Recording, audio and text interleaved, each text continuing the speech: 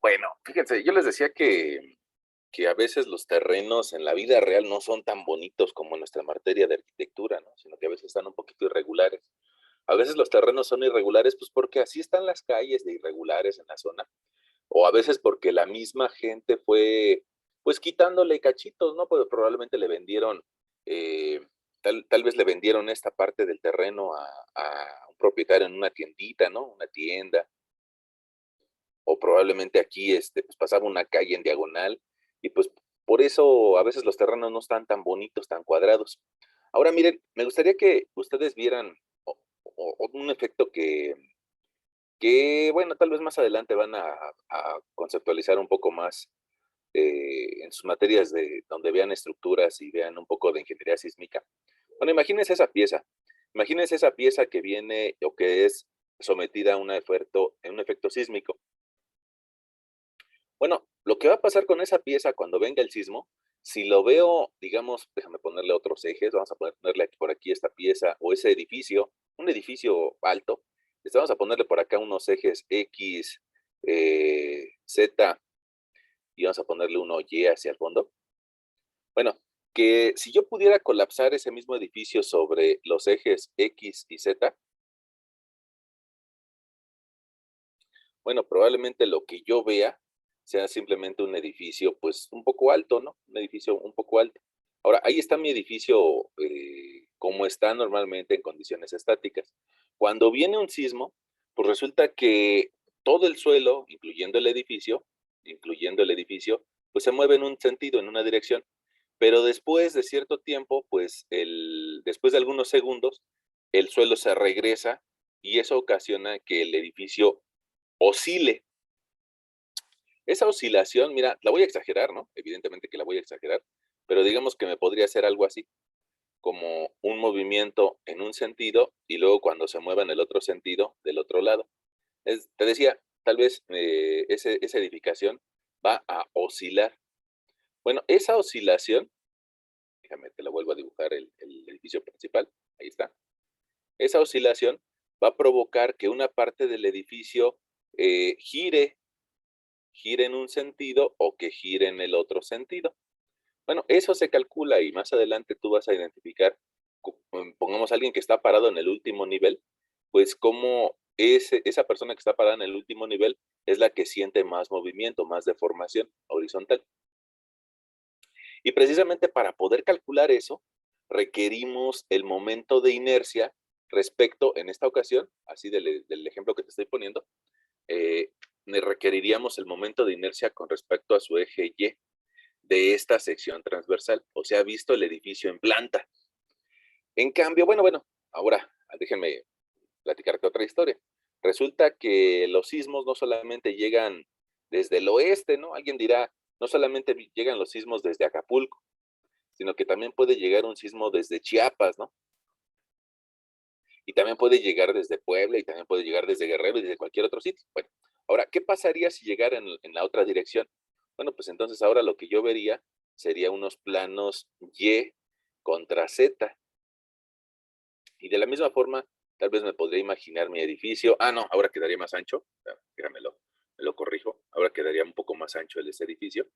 Pero también cuando llegue el sismo en esa dirección hacia el norte o hacia el sur, resulta que también va a cabecear y también va a cabecear del otro lado, va a oscilar y también va a provocar tal vez ahora una cierta deformación sobre el eje de las Y. Y en ese sentido requeriríamos nosotros el momento de inercia con respecto al eje de las X. Entonces, pues bueno, ya sea, bueno, aquí es la edificación más sencilla que puede haber, ¿no? Que es una caja de zapatos, un edificio prismático. Bueno, pues nosotros requerimos saber cuál es la rigidez de la planta girando respecto al eje Y, es decir, una inercia Y, pero también necesitamos saber cuál es la rigidez de esa planta girando respecto a un eje de las X. Y ese giro con respecto al eje de las X nos le llamaríamos IX. Eso visto en planta, ¿no? O sea, bueno, más bien aquí lo estamos viendo en tres dimensiones, pero si lo vemos en planta, pues probablemente, y para eso nos sirven nuestras materias de dibujo, mira, aquí pusimos eje Z contra X, eje Y contra eje Z. Bueno, si ahora lo vemos en planta, esa misma edificación, pues hacia arriba sería Y, hacia la derecha sería las X, y tendríamos pues una edificación sensiblemente rectangular. Y evidentemente que, bueno, una edificación tan sencilla, pues es muy fácil calcular el momento de inercia con respecto al eje de las X y el momento de inercia con respecto al eje de las Y. Bueno, ahora, eh, las cosas no son tan sencillas. Las cosas no suelen ser tan sencillas como eso que dibujamos hacia la derecha, y que en ocasiones pues tenemos una realidad que es un poco más compleja, ¿no? Es una realidad que de repente, bueno, pues los tíos quisieron construir en la casa del abuelo, el terreno del abuelo, y construyeron con una forma irregular. Ah, bueno, qué bueno que los tíos tuvieron iniciativa y pusieron su lana para construir en este predio, pero pues habría que calcular cuál es su momento de inercia. De repente pues, te van a decir, oye, tú que estás estudiando arquitectura, a ver, ¿no le podrías echar una revisada al edificio a ver si aguanta o no aguanta?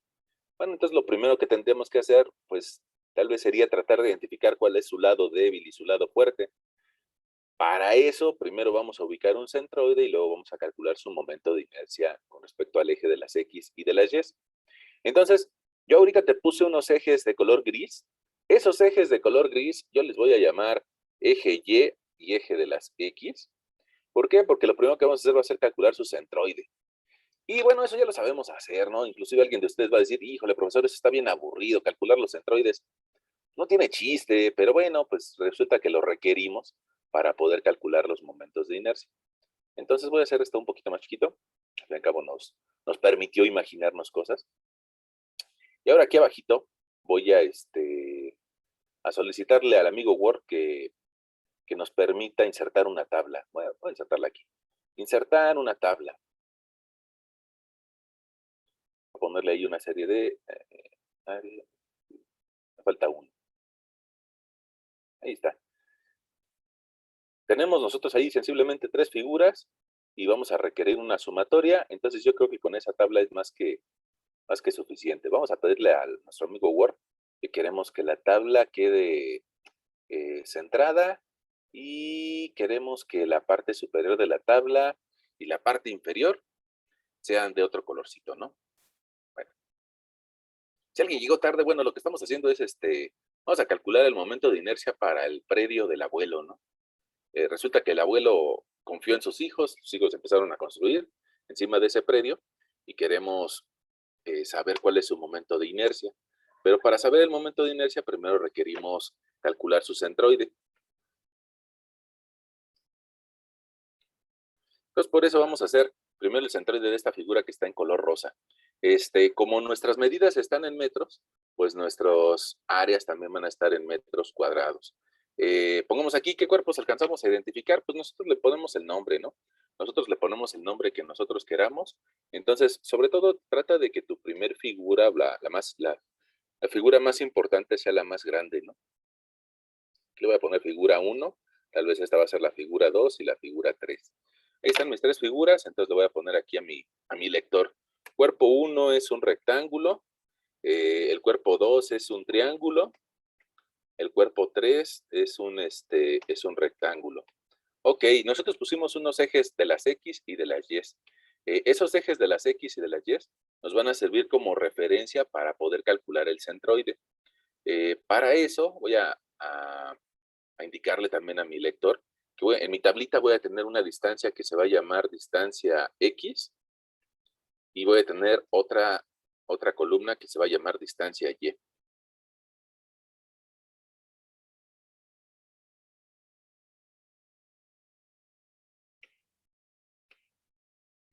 Distancia Y. Yo creo que convendría, a ver si me deja. No, creo que no me va a dejar. Bueno, vamos a agregarle ahí otro título. Vamos a mandar esto un renglón abajo. Y otra vez, para aquella persona que llegó tarde, vamos a decirle, ¿no? O aquella persona que llegó tarde, o también hay personas a las que les cuesta mucho trabajo entenderle algo, ¿no? Pues mejor hay que ser muy claros. Vamos a juntar esas celdas y le vamos a decir cálculo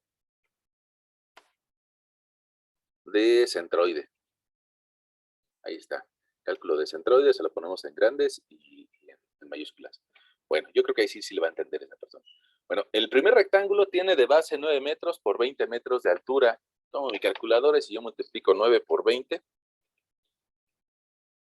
Ahí me da 180 metros cuadrados. La pieza 2 es un triángulo, entonces voy a multiplicar base por altura entre 2. 18 por 7.5 entre 2. A mí me da un área de 67.50 metros cuadrados. Vamos a poner el otro punto 00 para que no se nos pierda el punto decimal, ¿no? Y el tercer rectángulo mide 6 por 7.5, es decir, que tendríamos un área de 45 metros cuadrados.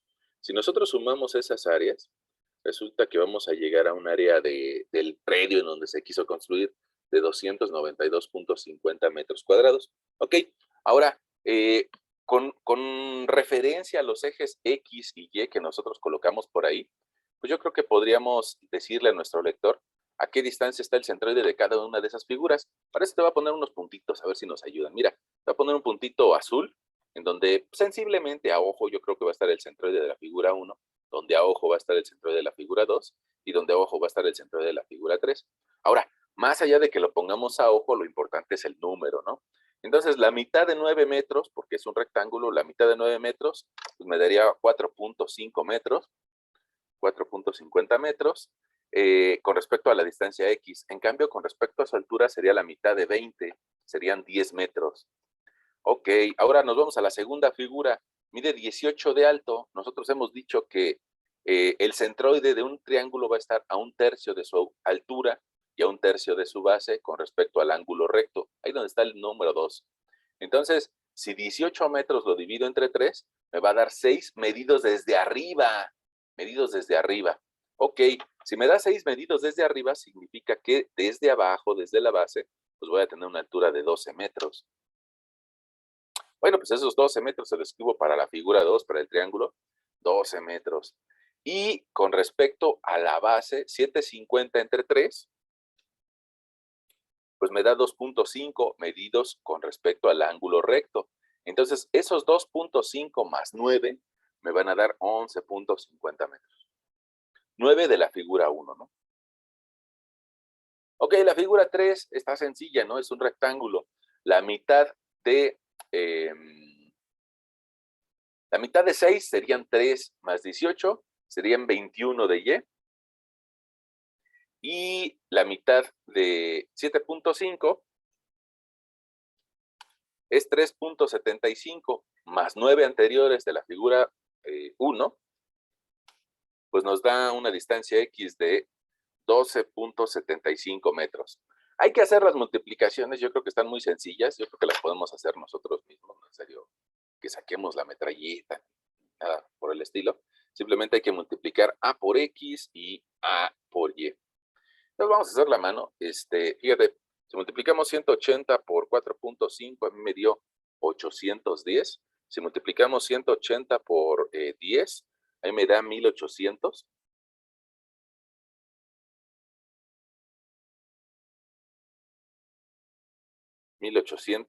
Ah, si voy a multiplicar metros cuadrados por metros, mi resultado va a estar en metros al cubo, ¿no?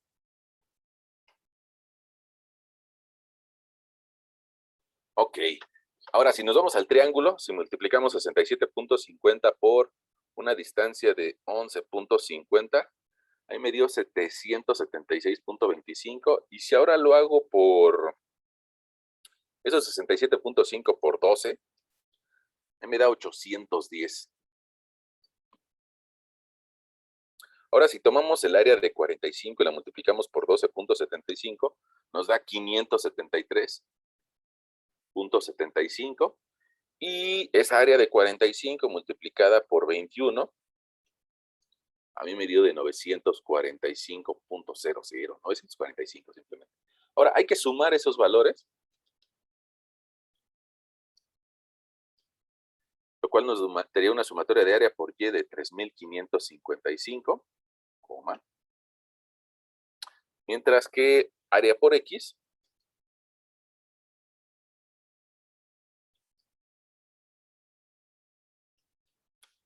me da 2.160. Pero no sé, probablemente yo hice algo mal, no sé si estamos llegando a los mismos resultados, muchachos, o no. Sí, profe, a los mismos. ¿Exactamente a los mismos resultados? Sí. A mí Qué, igual me da lo mismo, profe. qué bueno. Ahora, fíjense, nosotros hace algunas clases, creo que en la 8, algo así, o desde las 7 me parece, habíamos dicho que la altura, la distancia x centroidal la podemos calcular como la sumatoria de las áreas por las distancias x entre la sumatoria de las áreas. Y la distancia y centroidal la podemos calcular como la sumatoria de las áreas por las distancias y entre la sumatoria de las áreas. Eso nos llevaría a ubicar nuestros puntos x centroidal y y centroidal. Vamos a arreglar un rengloncito más a nuestra tablita y le podemos decir aquí a nuestro lector, mira, la x centroidal va a ser igual a 2160 entre un área de 292.5 metros cuadrados en una edad de 7.385. Este resultado es importante, vamos a ponerlo en negritas. Y si hacemos lo mismo para el eje de las Y, 3.555 entre 292.50 metros, pues resulta que nos da 12.154 metros. Como Y. Otra vuelta, este resultado es importante, lo vamos a poner en negritas. Yo creo que esa tabla más bueno, esos dos resultados como son los más importantes, vamos a pedir a nuestra tablita que nos los ponga enmarcados, que resalten, que lo veamos al primer golpe de nuestros ojos. Ahí está, que estén resaltados y es más, vamos a ponerle más intensidad. Híjole, creo que nos pasamos de intensidad, ¿no? Mejor no. Así nada más, ¿no? Ya encontramos el centroide. Bueno, pues eso nos va a permitir establecer otros ejes. Unos ejes a partir de los cuales se van a generar los giros. Esos ejes me voy a permitir dibujártelos. Para eso voy a tomar, si me deja aquí el Word. Voy a tomar un plumoncito rojo y voy a tratar de ubicarlos en la misma figura. Dice que en 7.385, es decir, más o menos por aquí, podríamos ubicar otro eje Y. Hay gente que le quiere llamar de otra forma, lo que sea, es lo de menos. Vamos a poner nuestro eje Y', ¿sale? Y' porque está en el centroide. Y a una distancia de 12.15 de alto, 12.15 de alto, mira, ahí voy a tratar de ponerlo, 12.15 de alto, por aquí va a estar nuestro eje de las X'. Ojo, esa cota en azul, vamos a arrastrarla para que todo el mundo le quede claro que es otro valor, ¿no? Que nuestra altura del eje X, y por eso tomé el plumón rojito, nuestra altura del eje X, es decir, lo que nos va a dar la Y centroidal, nos daría de 12.154, mientras que nuestra distancia desde la base o desde el origen hacia nuestro eje X, Y centroidal, perdón, X centroidal, sería de 7.385. Bueno, ahí ya tenemos un puntito. Ahora, es importante, o en muchos lugares, en muchos cálculos que ustedes van a hacer dentro de algunos semestres, nos van a pedir que calculemos el momento de inercia con respecto al centroide. Y por eso ese colorcito rojo se lo podemos reservar a ese centroide.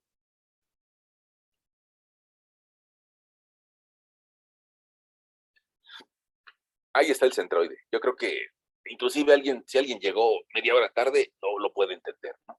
Yo creo que sí lo puede entender. Ahora, ya que tenemos el centroide, nosotros podríamos utilizar el teorema de los ejes paralelos para poder calcular el momento de inercia con respecto al eje de las X y el momento de inercia con respecto al eje de las Y, para hacer lo que yo te decía hace rato, ¿no? Nada más que hace rato yo te lo ponía en un sentido muy fácil, o sea, nada más con un prisma rectangular. Y pues bueno, déjenme borrarlo para complicarlo un poquito, ¿no? Vamos a ver si lo podemos borrar y vamos a ver qué tan fácil o qué tan difícil podría ser para la figura que nosotros tenemos hacerla girar en un sentido o en otro. Ya lo borramos, ahí lo del prisma rectangular. Y ahora resulta que si nos imaginamos cómo está esa construcción, vamos a ver si lo podemos hacer. Vamos primero a dibujar unos ejes en planta. Vamos a poner por aquí un eje, pues gris precisamente.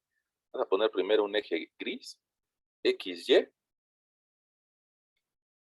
y a partir de ese eje gris, resulta que también podríamos nosotros montar la figura. Ahí está más o menos montada, ahí está, un excedente, una parte recta, y después vendría nuestra diagonal. Ahí está la base. Ahora, ese predio, pues por ahí los tíos se pusieron a construir encima de ese predio y resulta que lo elevaron 2 o 3 niveles, vamos a poner 3 niveles de elevación. 1, 2, 3 niveles de elevación. 1, 2, 3 niveles de elevación y 1, 2, 3 niveles de elevación. Apenas y entró. 1, 2, 3 niveles de elevación. Ahí está. Ahí está mi predio.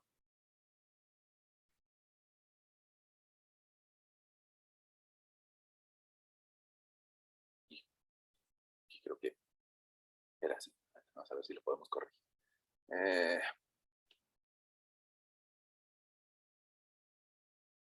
Es que me faltó este gris. 1, 2, 3 niveles de elevación. Ahí está. Aquí así, así, así y así.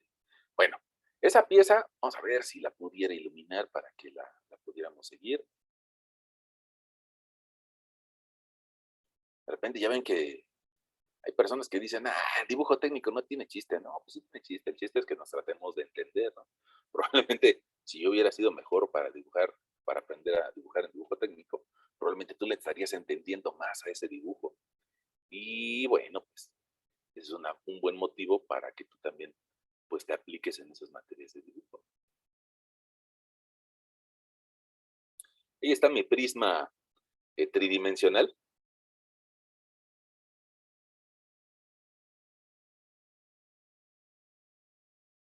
Y ese prisma tridimensional, pues resulta que tiene 3 niveles. ¿Por qué? Pues porque quisieron llegar a construir ahí los tíos que te caen bien y los tíos que te caen mal. Encima del predio de la abuela. Ahora, ese edificio va a tener una cierta facilidad de girar respecto a su eje de las Y's centroidales. Voy a ponerle otros ejes por aquí. Ahí está. Mi eje de la Y centroidal, mi eje de la X centroidal. Y entonces ese edificio va a tener una mayor facilidad, o no, de girar con respecto a esos dos ejes. Voy a ponerle un eje con respecto al eje de las X. Ahí está. Así sería como, digamos, si llega un sismo desde Oaxaca. Y en cambio, vas a ponerle otras flechitas para si el sismo llega desde Michoacán. Ahora, bueno, tiempo, hagamos un comentario. Nuestra materia no es ingeniería sísmica ni nada, pero nada más es para que nos imaginemos a las cosas. Estoy tratando de ejemplificar algo. Ahora, nuestra República Mexicana, pues resulta que tal vez tenga una geometría, pues así, nos la podemos imaginar. Probablemente esté muy gordo mi país, ahí, pero ya nos lo podemos imaginar. Ahora, ya te decía un predio que está aquí, puede ser que el sismo venga desde las costas de Oaxaca o de Chiapas, pero también puede ser que el sismo venga desde las costas de Michoacán. No sabemos cómo va a llegar ese sismo, no sabemos en realidad cómo va a llegar, y por eso la edificación tiene que estar preparada por si llega el sismo en dirección norte-sur, o también si llega en oeste-este, inclusive si llega desde Guerrero. Entonces se pone más complicado eso, ¿no? Porque hay que calcular también con respecto a ejes de inercia que sean no los ortogonales. Para eso más adelante te voy a platicar cómo hacerlo. De hecho, probablemente en la sesión de hoy, hasta el final, empezamos a platicar eso, ¿no? Que hay otros ejes además de los X y de las Y. Pero pues poco a poco vamos imaginándonos cosas. Entonces ahorita nada más vamos a considerar que llega norte-sur, este-oeste. Para eso requerimos el momento de inercia con respecto al eje de las X y al eje de las Y. Pregunta, ¿hasta esto de los centroides vamos bien?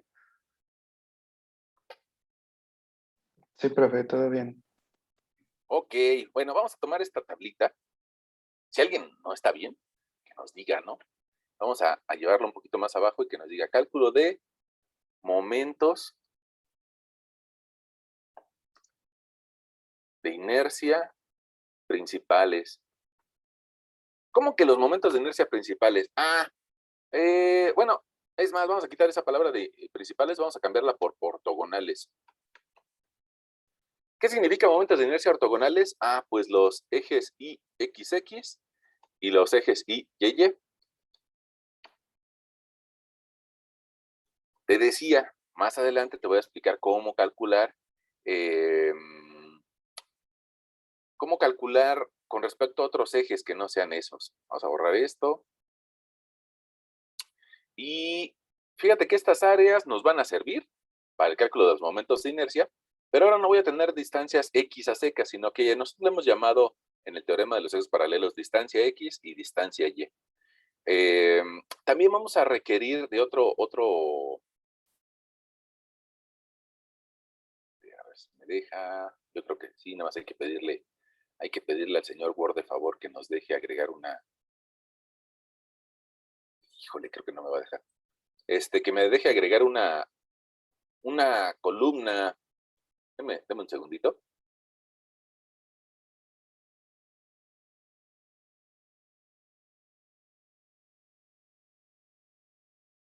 Ahí está. Ya que lo tengo dividido, entonces le voy a decir al señor Word, oiga, señor Word, déjeme agregar una columna y otra columna. ¿Para qué quería esas columnas? Para incluir los momentos de inercia locales. Bueno, ahora sí.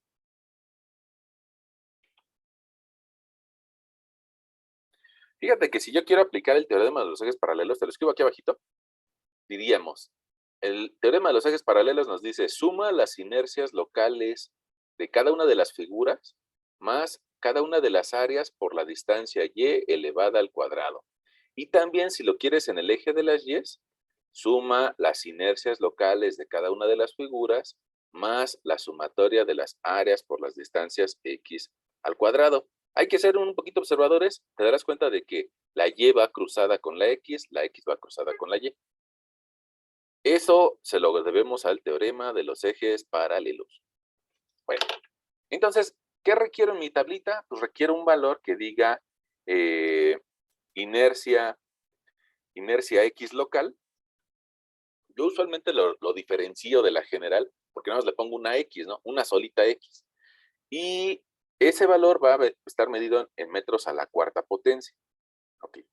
Vamos a tomar ese mismo cabecero para también incluir en nuestra tablita una inercia con respecto al eje de las Y. También va en metros a la cuarta. La distancia X, y por si, sobre todo para las personas que no les quede tan claro, vamos a decirle que esa distancia X, vamos a dejarla inclusive así, que sea desde centroide.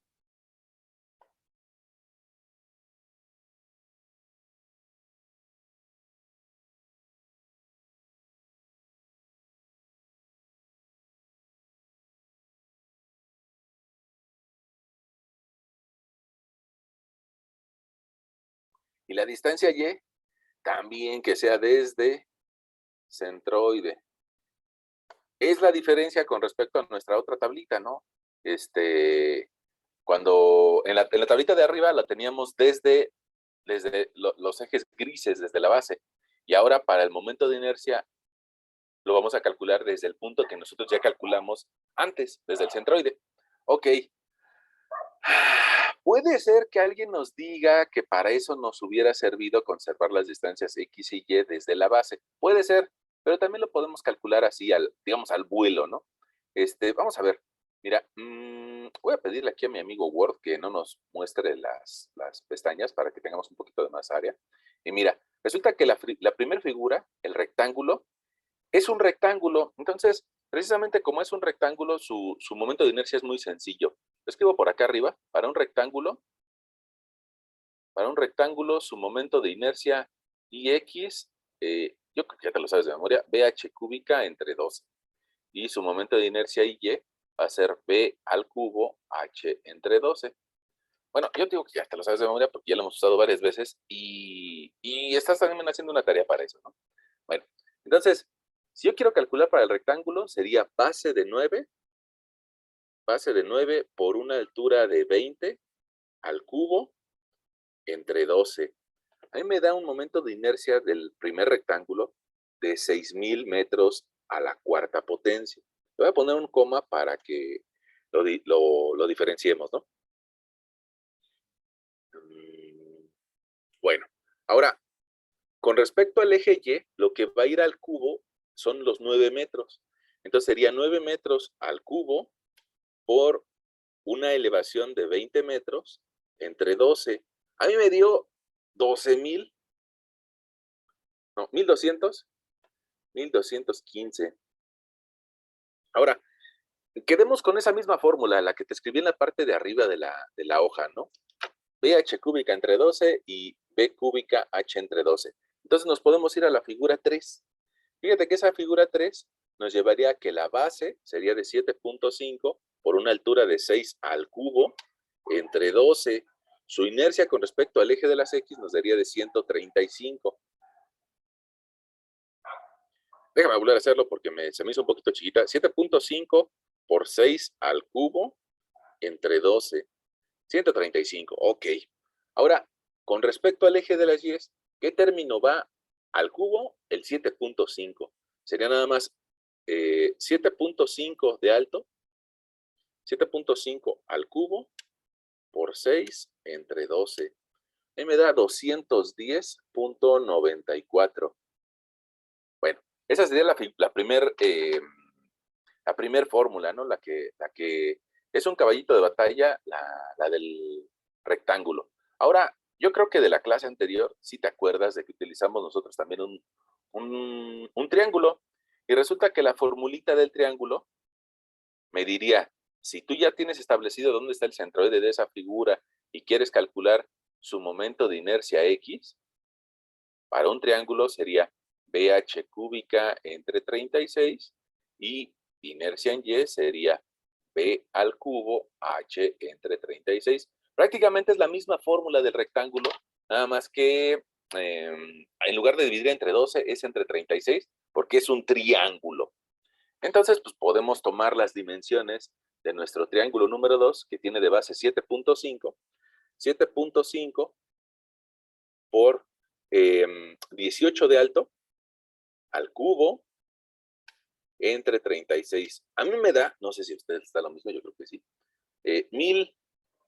1.215 metros a la cuarta. Sí, profe.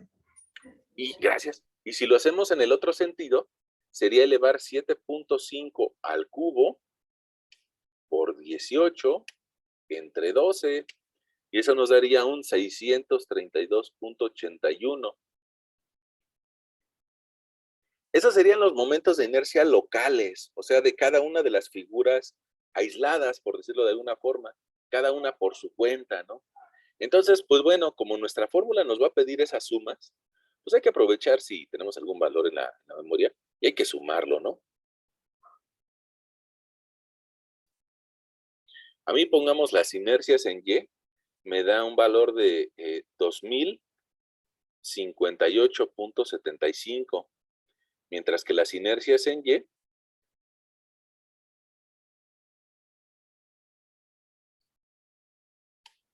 ahí me dio 7.350.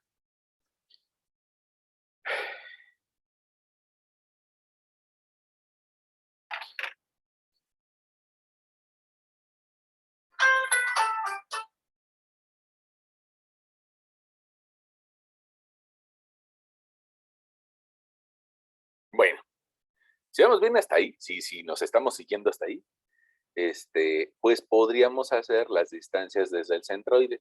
Ahora aquí, pues, hay personas que aquí ya se hacen bolas, ¿no? En las distancias desde el centroide.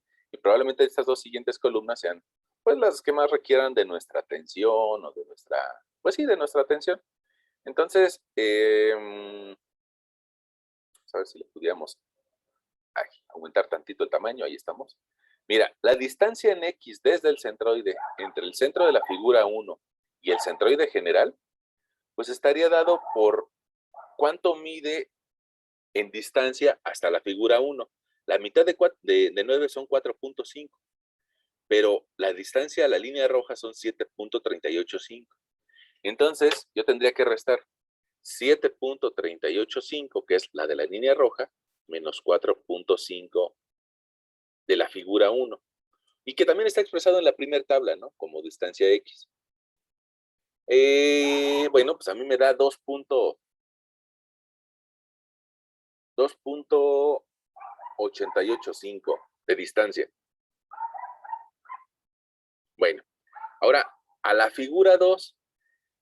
El centroide de la figura 2, mira, lo tenemos por acá arriba, lo voy a subrayar. Es 11.5, ya lo tenemos calculado. Entonces a ese 11.5, nada más hay que restarle la X centroidal 7.385. Y nos va a dar una distancia de 4.115.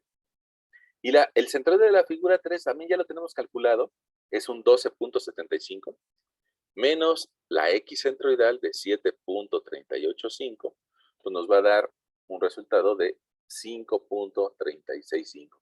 Ahora, hay quien diría, bueno, a partir del centroide, hacia la figura 2 y hacia la figura 3 me muevo en un sentido positivo. Entonces, pues hay quien prefiere ponerle ese sentido positivo y dirían, hacia la figura 1 me tengo que ir hacia atrás, sería un sentido negativo. Mira, para el cálculo de estos momentos de inercia no hay tanto problema, porque esas distancias X y esas distancias en Y se van a elevar al cuadrado. Entonces, a la hora que lo elevamos al cuadrado, pues ese signo se va a eliminar. Pero bueno, pues tal vez por educación habría que ponérselo, ¿no? Bueno, ahora mira, lo mismo pasaría con respecto al centroide y la figura 1 en Y. Alguien diría, se está yendo hacia abajo, pues hay que ponerle un signo negativo. ¿Cuánto se está yendo hacia abajo? Bueno, la altura del centroide de toda la figura es 12.154, menos la altura de la figura 1, que serían 10 metros, pues entonces eso nos daría un menos 2.154. Con respecto a la figura 2, mira, inclusive ahí se alcanza a ver que es bien poquita la diferencia. Bueno, sí, porque hay que restar 12.154 menos 12. Pues es bien poquita la diferencia, pero hay que ir hacia abajo. También alguien diría, en un sentido negativo, hay que bajar a menos 0.154. Y con respecto a la figura 3, hay que subir. Ahí sí tendríamos una cantidad positiva. El centroide de la figura 3, en Y, mide 21 metros. Entonces, si a 21 le resto 12.154, voy a llegar a un más 8.846. Ahí están mis distancias en X y mis distancias en Y hacia el centroide. Y resulta que si yo quiero utilizar el teorema de los ejes paralelos que aparece en la parte de abajo de tu pantalla, necesito hacer la multiplicación de cada una de las áreas por esas distancias X y esas distancias Y. Entonces voy a hacerlo. Voy a multiplicar cada una de esas áreas por la distancia X, pero esa distancia X va a estar elevada al cuadrado. Entonces, si yo multiplico metros al cuadrado por metros al cuadrado, me va a quedar metros a la cuarta potencia. Lo mismo me pasa si multiplico cada una de las áreas por las distancias y al cuadrado. Van a quedar metros a la cuarta potencia. Bueno, pues entonces tomo mi calculadora y multiplico 180 por 2.885 al cuadrado. Bueno, alguien diría menos 2.885 al cuadrado. A la hora que lo elevo al cuadrado se vuelve positivo. Ese resultado a mí me dio de 1498.18. Bueno, vamos a escribírselo, punto 18.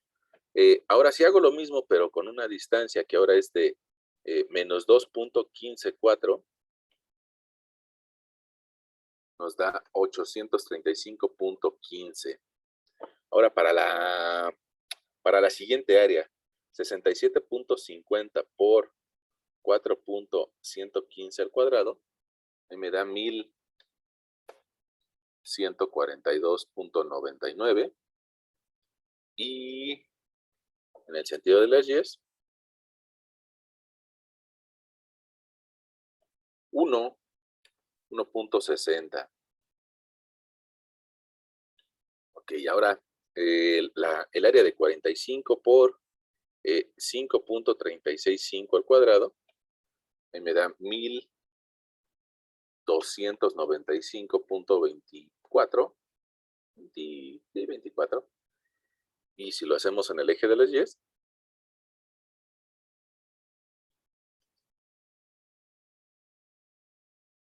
me da 3521.33. Hay que sumar esos valores porque así lo pide nuestro teorema de los ejes paralelos.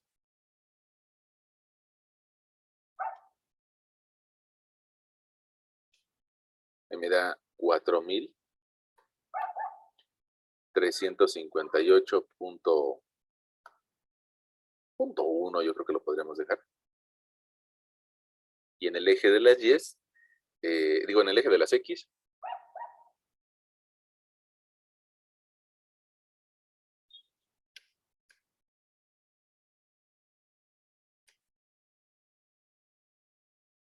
$3,936.4. Ok, ya tenemos todos los ingredientes. Ya que tenemos todos los ingredientes para preparar una pizza, pues hay que prepararla, ¿no? Hay que meterla al horno. Y lo único que hay que hacer sería sustituir, cuidando que no nos equivoquemos en lo que tenemos que sustituir. El primer término sería sumar la inercia local con cada una en X, más cada una de las áreas por las distancias en Y. Eso nos llevaría a que el término IXX tome un valor de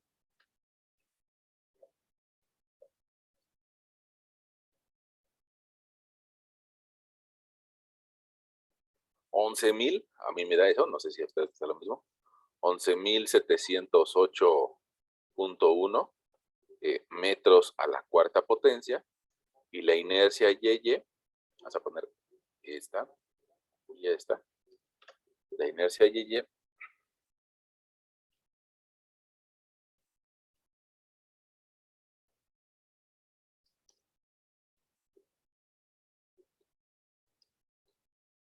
me da de 5,995.15. Ahí está. Ahora, aquí, ¿qué estamos alcanzando a ver? ¿Qué estamos alcanzando a ver? Pues parecería que la inercia sobre el eje de las X es un poco más importante. Vamos a ver si la pudiéramos copiar. Vamos a copiarla. Control C. No, quedó muy fea.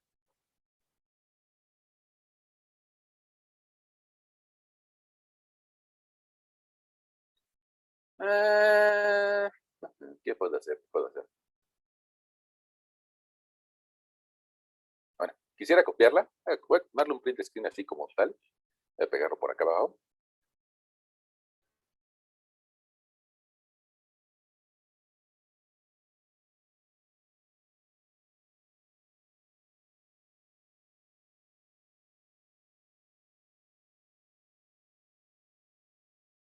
Ahí está, esa misma figurita. Quisiera que se viera ahí porque es más importante con respecto a uno de sus ejes y con respecto al otro.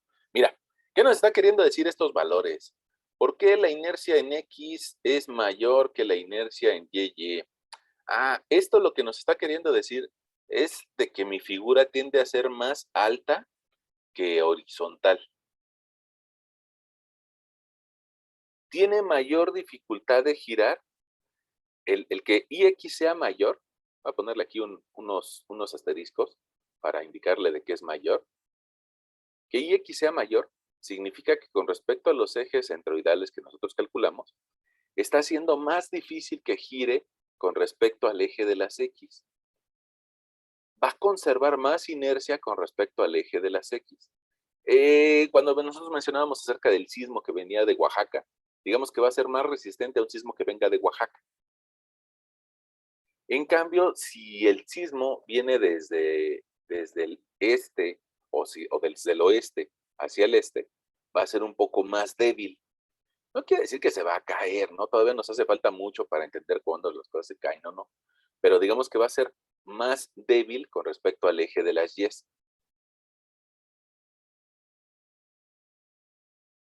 ¿Qué podríamos aconsejarle a nuestros tíos, los que construyeron de esa forma? Bueno, podríamos aconsejarle, vamos a ver si lo podemos hacer, que en ese predio en donde construyeron utilizando todo el terreno y que tiene más o menos esta geometría, como ya nos dimos cuenta de que es más débil con respecto al eje de las Y's, le podríamos aconsejar de que sus columnas o la mayoría de sus muros estén orientados en el otro sentido. Mira, te lo estoy dibujando así.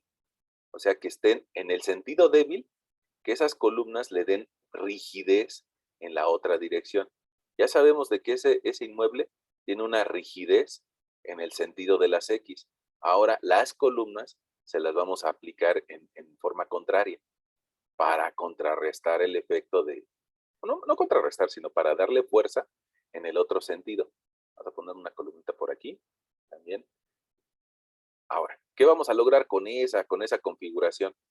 Vamos a ponerle otras dos aquí.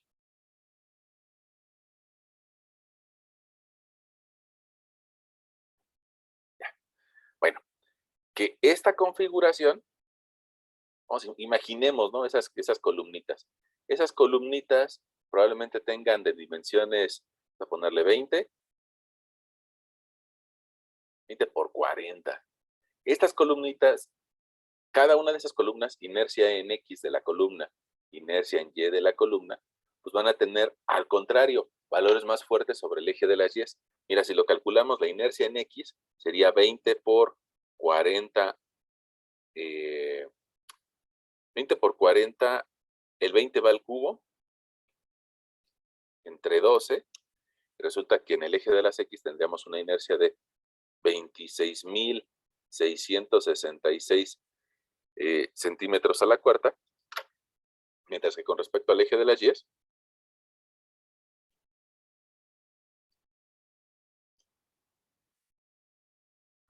sería de 106.666 centímetros a la cuarta. Ah, mira, entonces resulta que el predio le da una inercia con respecto al eje de las X y la colocación de esas columnas le va a dar una resistencia o una fuerza con respecto al eje de las Y.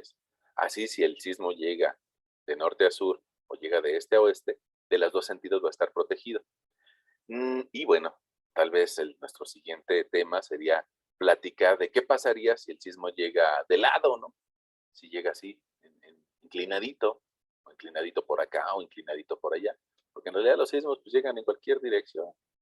Si bien es cierto que en nuestro país hay una tendencia para que llegue desde las costas de Guerrero, de Oaxaca, de Michoacán, bueno, los sismos pueden darse en cualquier dirección. Puede ser que por acá haga explosión el Popocatépetl y genere un sismo de actividad volcánica y llegue desde el otro lado. Entonces, bueno, hacia allá puede ir orientado el cálculo de momentos de inercia. ¿Cómo ven? ¿Vamos bien? Sí, profe. Si alguien nos dije, no, pues es que yo me perdí en alguna etapa, pues se lo tratamos de aclarar.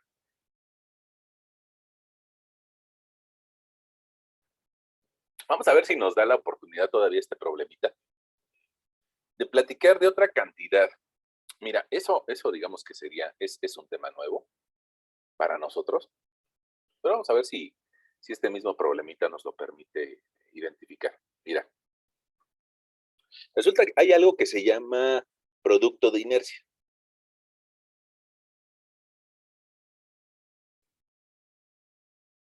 Y resulta que tiene una fórmula muy parecida a la que teníamos, perdón si me moví, a la que teníamos de los teoremas de los ejes paralelos. Mira, te la vuelvo a escribir por enésima vez, yo creo que para asegurarme de que está quedando grabada, ¿sale? El teorema de los ejes paralelos para X nos diría esta formulita. Y el teorema de los ejes paralelos para Y nos diría otra formulita.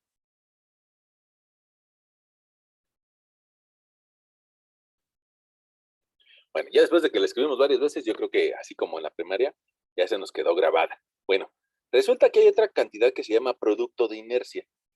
Y ese producto de inercia, por lo menos desde el punto de vista de simbología, yo creo que es muy fácil de entender. Mira, si yo te dijera que el producto de inercia va a ser IXY, y ya sabemos la historia para X y ya sabemos la historia para Y, Pues entonces, desde un punto de vista muy sencillo, la fórmula de producto de inercia la podemos casi intuir, ¿no?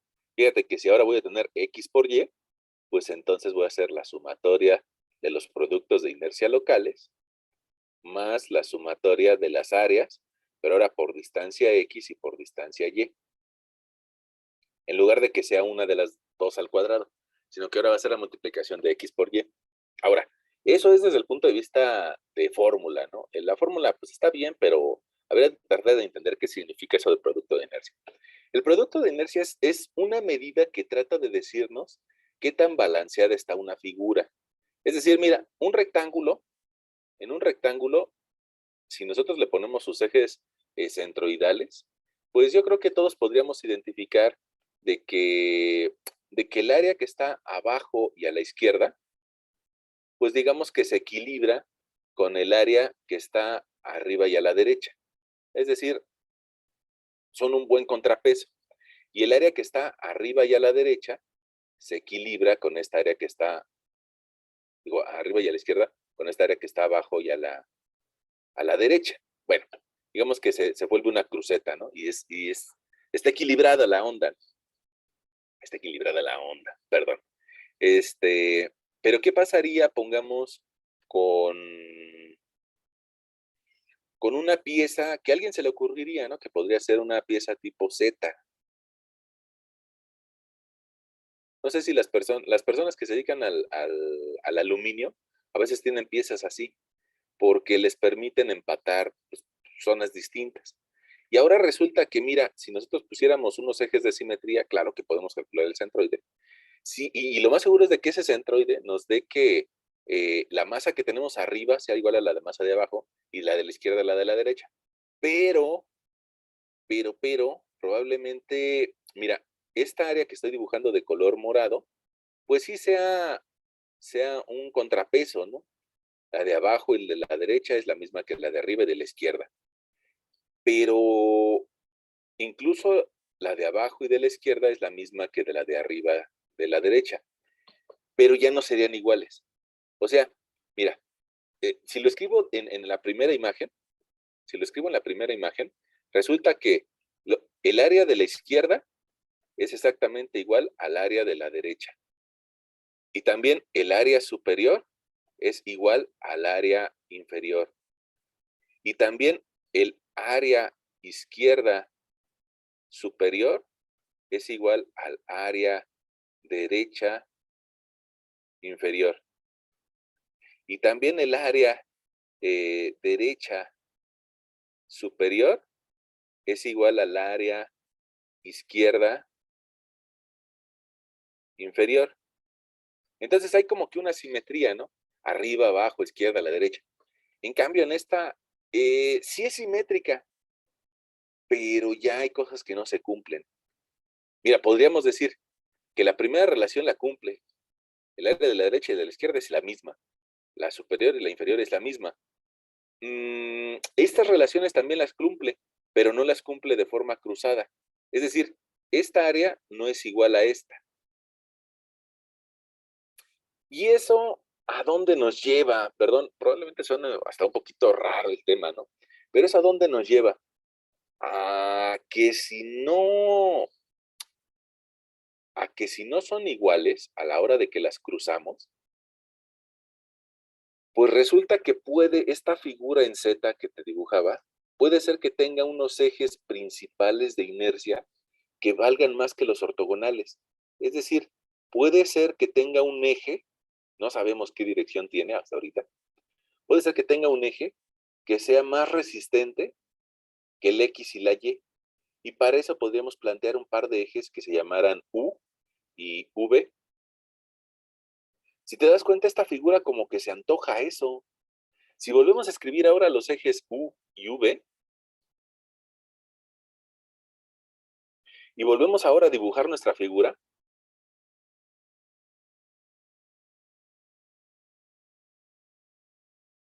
pues yo creo que todos nos podemos dar a la idea de que esa va a ser la dirección más difícil para doblarla. Esa va a ser la dirección más difícil para doblarla. Cosa que no pasaba, pongamos, con con una figura rectangular, ¿no? Una figura sencillita. En una figura sencillita, bueno, pues ya como que hemos entendido que el producto, el momento de inercia sobre el eje de las X va a ser el más difícil para doblar. Pero esa figura rara, híjole, como que tiene otro sentido, ¿no? Ahora, ¿cómo le podríamos nosotros para calcular esto del momento del producto de inercia? Ah, pues ya tenemos la fórmula. Ya tenemos la fórmula y lo único que tal vez nos haría falta sería tratar de identificar cuáles son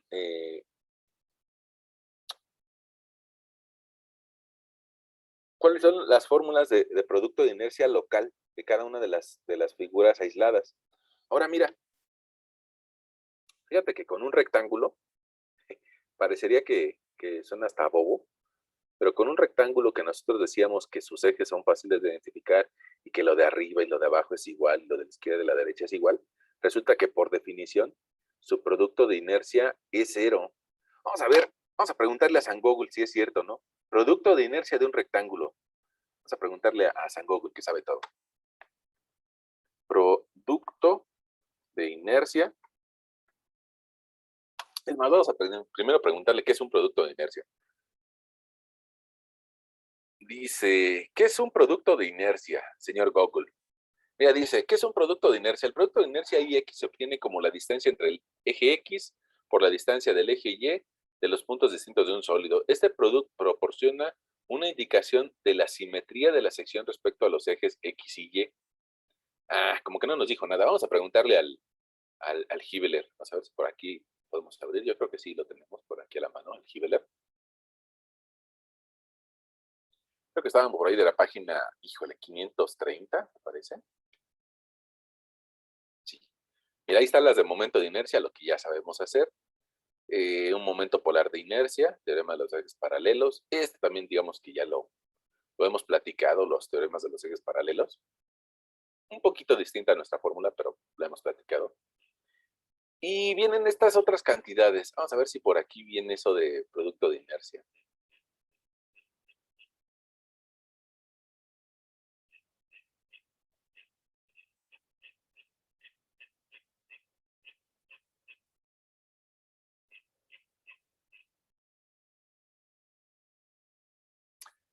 El momento de inercia para áreas compuestas, bueno, pues ya lo hemos hecho para una sección. Mira, esta se parece a la tarea, ¿no? Hay una tarea que ustedes, creo que les mandé para hacer para el día viernes.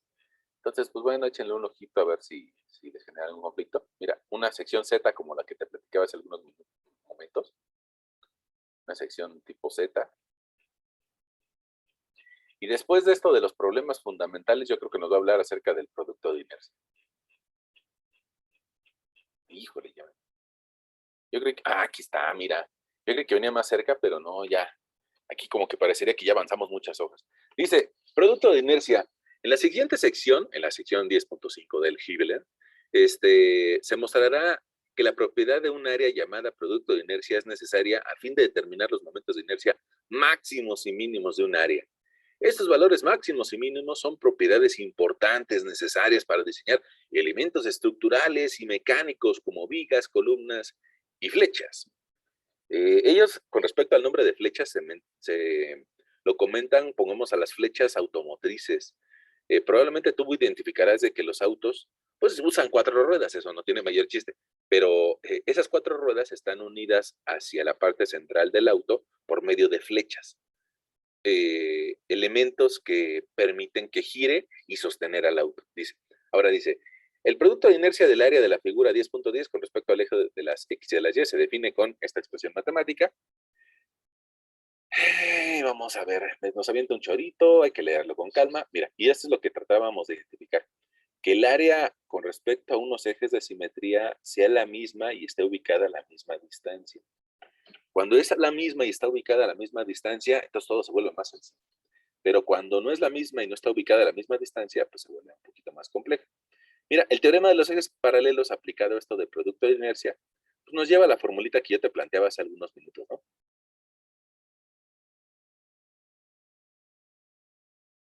Y X y Y, X, Y. Ok. Aquí sí es importante los símbolos distancia en X y distancia en Y, para poder aplicar la expresión. Y...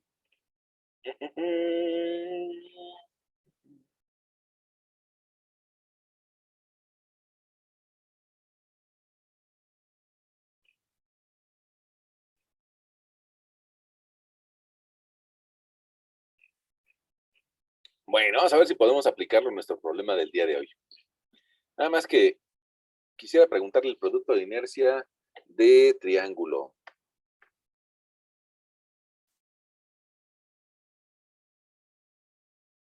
Vamos a ver si por aquí existiera alguna formulita, a ver si ahí, que nos diera el producto de inercia de un triángulo.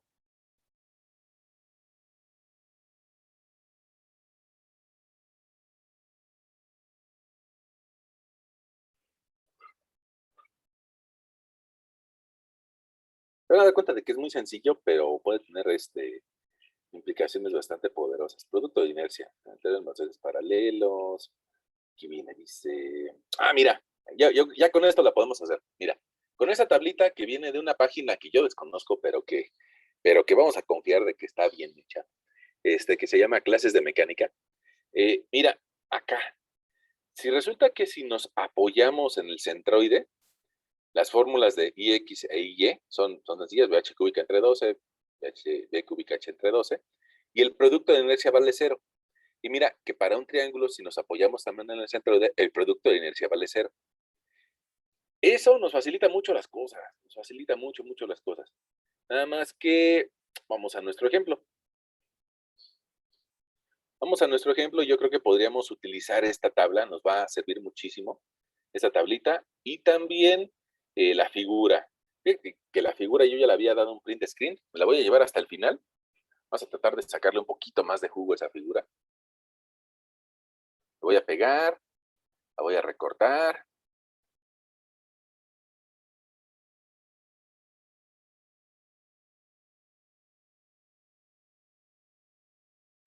Y vamos a copiar la última tablita, porque trae información pues bastante valiosa. Y ahí tiene calculadas las distancias en X, las distancias en Y y los momentos de inercia. Ok, entonces la voy a pegar hasta acá abajote. Voy a pegar. Y ahora ya no nos interesa el momento de inercia ortogonal, sino vamos a hacer el cálculo de producto de inercia.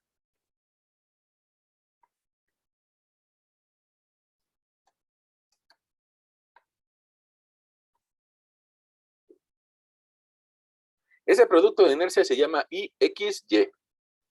IXY. Probablemente alguien se espante y diga, híjole, es que eso yo nunca lo había visto, ¿no? Bueno, porque muchos de ustedes probablemente sí vieron momentos de inercia en el nivel medio superior, o tal vez en otro curso. Tal vez alguien de ustedes en la mañana vio propiedades de las secciones planas y dice, esto ya lo había visto. No sé si habrán visto producto de inercia o no. Bueno, esta tablita la voy a borrar, suprimir, suprimir. Las distancias X y Y las vamos a utilizar y vamos a utilizar una nueva multiplicación que no va a ser área por Y al cuadrado, sino que va a ser área por distancia X y luego por otro término que va a ser distancia Y.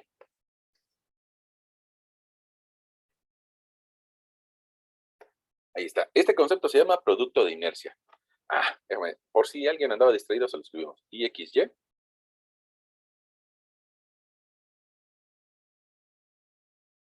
Este producto de inercia lo vamos a calcular como la sumatoria de los productos de inercia locales de cada una de las figuras, más cada una de las áreas por las distancias X, distancias Y. Por sí solo no nos dice nada, pero el producto de inercia nos ayuda a calcular la inercia máxima, que puede estar con respecto a unos ejes que no sean los ortogonales. Es decir, pongamos nuestra figura que nosotros tenemos por ahí, te la vuelvo a dibujar por acá. Esa figura, lo más seguro es de que su momento de inercia máximo esté con respecto a un eje un poco acostado. Más o menos por ahí va a andar nuestro momento de inercia máximo. Y a ese momento de inercia le podemos llamar, si quieres, U y V. Entonces, lo más probable es de que el IU sea la inercia máxima. Para poder calcular ese IU, antes de meternos a querer predecirla, necesitamos el producto de inercia. Ok, ahora, ya tenemos nuestras distancias, ya tenemos nuestras áreas. Faltaría este valor de producto de inercia de cada una de esas figuras.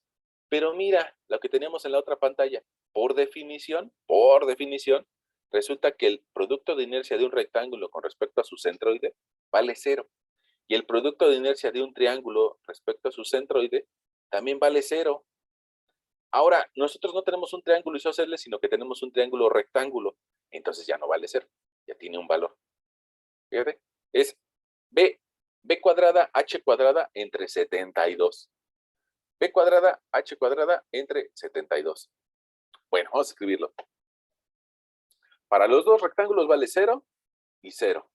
Y en cambio, para el triángulo, se lo voy a escribir también por acá, vale producto de inercia, b cuadrada h cuadrada entre 72.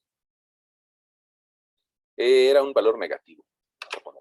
Ok, entonces para el triángulo voy a tener b cuadrada, serían, vamos a ver, ahí se alcanza a ver, 7.5 al cuadrado por una altura de 18 al cuadrado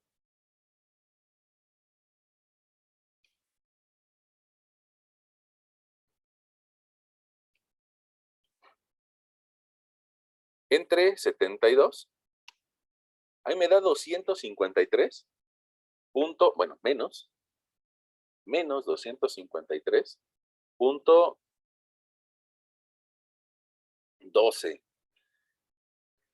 Y ya, nada más hay que aplicar la formulita. Ese valor, si lo sumamos, pues nos va a dar el resultado menos 253.12. Ok. Ok, menos 253.12. Y ahora necesitamos las multiplicaciones de área por distancia en X y distancia en Y. Esa multiplicación está también sencilla, ¿no? Si yo multiplico 180 por menos 2.885 por menos 2.154, ahí me da 1118.57. Ahora es positivo porque las dos cantidades de distancia fueron negativas. Menos por menos me da más. Ahora, el siguiente valor me va a dar negativo, porque una es positiva y una es negativa. Si multiplicamos 67.50 por 4.115 por 0.154, nos va a dar un menos 42.77. Y la siguiente cantidad, pues nos daría 45 por dos cantidades positivas, 5.365 y por 8.846, nos da un total de 2.135.64. Si hacemos la sumatoria de esos valores, ese 2.000 más ese 1.000 más ese 42, bueno, con sus respectivos decimales, nos llevará a un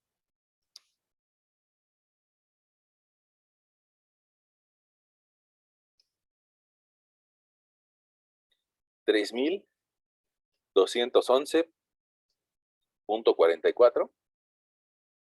Y podríamos encontrar para este problema el producto de inercia. Vamos a escribir aquí abajito, ¿sale? Vamos a decirle que el producto de inercia para este problema, IXY, va a ser esos 3011.44 menos 253.12. Ese resultado nos va a dar, pues ya exactamente como resultado, 2.958.32 metros a la cuarta. Ahora viene algo interesante. No, yo creo que hoy nos va a dar la oportunidad de completarlo, pero nos quedamos con esta idea para resolverla en la siguiente ocasión. Mira, te voy a dar un poquito de teoría. Fíjate que hubo un científico que se llamaba Otto Moore. Otto Moore resulta que encontró algo que se llama el círculo de Moore. Bueno, más bien él encontró una relación geométrica que permite calcular muchos valores a través de un círculo. Y bueno, pues después, como honor a su aportación, pues resulta que le llamamos círculo de Moore. Ahora, el círculo de Moore lo podemos aplicar para inercias. Inercias lo podemos aplicar para esfuerzos y también lo podemos aplicar para deformaciones.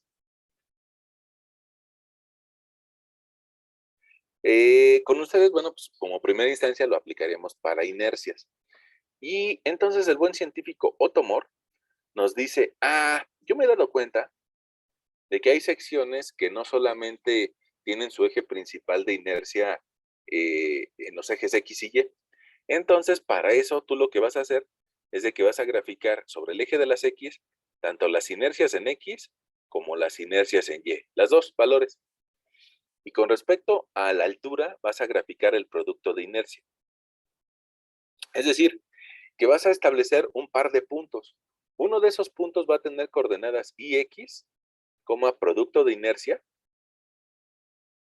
IX, producto de inercia, y otro de esos puntos va a tener de coordenadas B y Y, menos producto de inercia.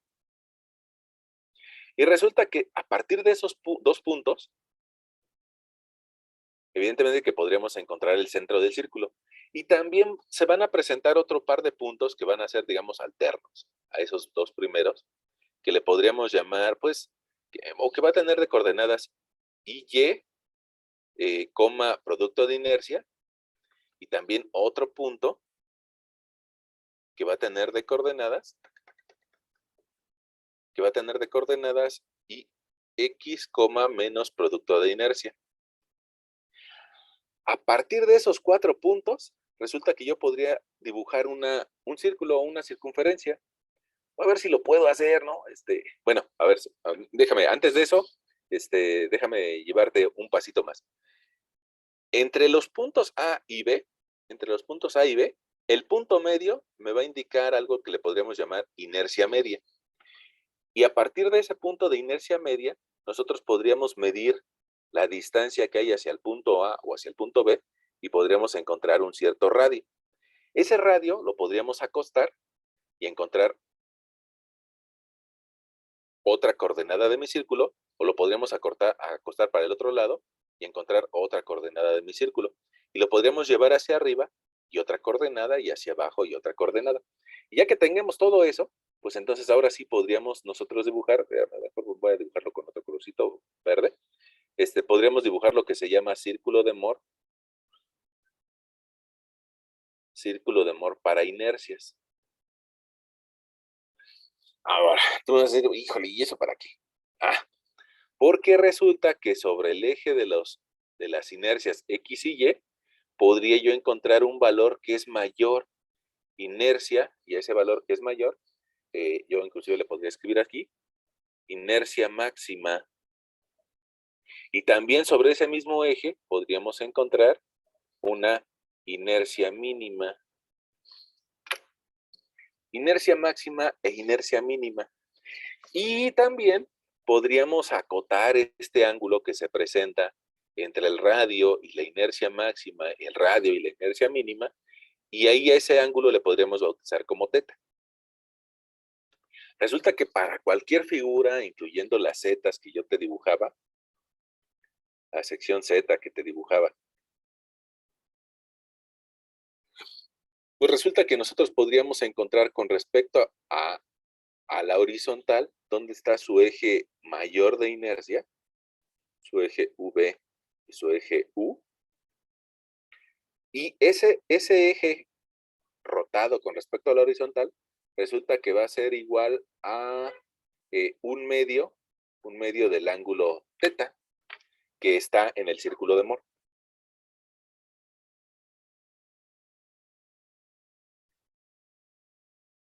Eso podría tener algunas ventajas, porque le podría decir al constructor, oye, no coloques esta pieza así, no la coloques así acostada, sino que podrías sacarle más provecho si tu pieza la colocas un poco inclinada. Y sí, bueno, evidentemente que tendría mayor inercia con respecto a este eje U, pero probablemente el constructor nos diga, pues es que no me sirve así. Bueno, pero existe otro uso a ese concepto, ¿no? de producto de inercia. Igual te lo anoto por acá. Acuérdate que este se llama producto. Producto de inercia. IXY. Hay otra aplicación, y eso es lo que me interesa por lo que lo estamos viendo nosotros.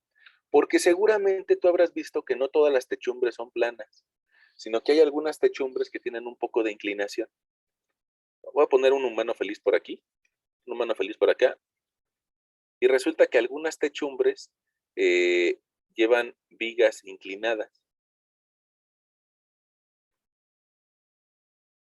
Y estas vigas inclinadas, déjame la trato de medio iluminar un poquito. Bueno, esas vigas inclinadas evidentemente que no podrían utilizar la fórmula sencilla. Esta viga inclinada, con respecto a un eje horizontal, ya no podría utilizar la fórmula que utiliza, te lo pongo en verde, con respecto a un eje ortogonal.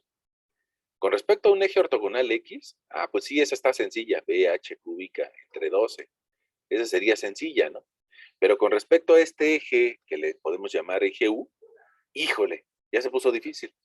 Ya no existe una fórmula. Ya no existe una fórmula que me diga el momento de inercia con respecto al eje U. Y para ese momento de inercia con respecto al eje U, es de que podríamos utilizar el concepto de círculo de Moore.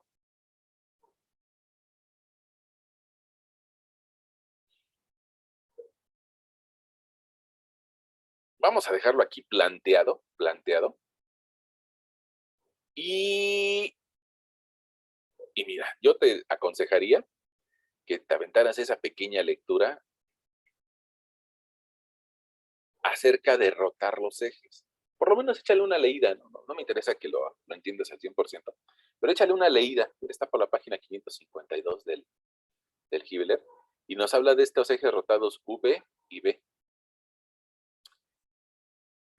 En la época de Moore no existían calculadoras. Imagínate tener que hacer todas estas operaciones a mano, sin calculadoras. Bueno, pues era bien complicado, ¿no? Senos cuadrados, cosenos cuadrados, inercias en X, inercias en Y, productos de inercia. Entonces, precisamente la solución de Moore es de que nos quita todas estas fórmulas. Ya no las tenemos que hacer ni siquiera con calculador, sino simplemente estas expresiones se resuelven mediante el círculo de Moore. Y para eso, mira, ahí está el procedimiento que yo te platicaba acerca de producto de inercia negativo, producto de inercia positivo, doble del ángulo. Y con eso podemos encontrar pues, rápidamente círculo de Moore para momentos de inercia. Ahí está, lo que te estaba dibujando hace un ratito. ¿Cuánto vale la inercia máxima y cuánto vale la inercia mínima? Entonces, ¿cómo ves si pudieras echarle una lectura de la página 552 a la... Pues mira, tiene un ejemplito. Hasta la 552 a la 557, son 5 páginas.